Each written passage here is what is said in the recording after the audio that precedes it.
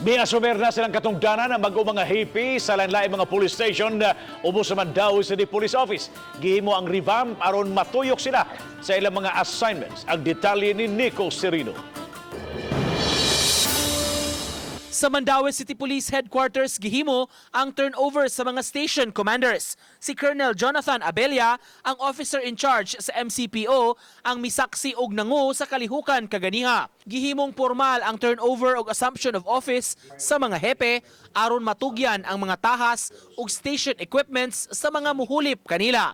Gilahugay o gituyok lang ang station chiefs aron mahatagan sila og higayunan nga moduma sa laing dapit. Number of years na stay good sa mga station, sobra na sa 2 years. So majority na nagsobra 2 years. So nag-reshuffle ko.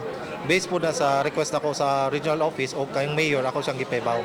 Pahinumdum ni Abella sa mga hepe, hingusgan ang paghimo sa ilang tahas ug mga operasyon.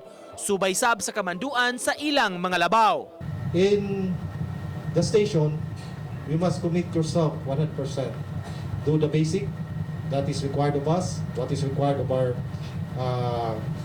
President, our Chief PNP, and our Regional Director. Uban ni Godfrey Relien, Nico Sereno, Balitong, Bisdak.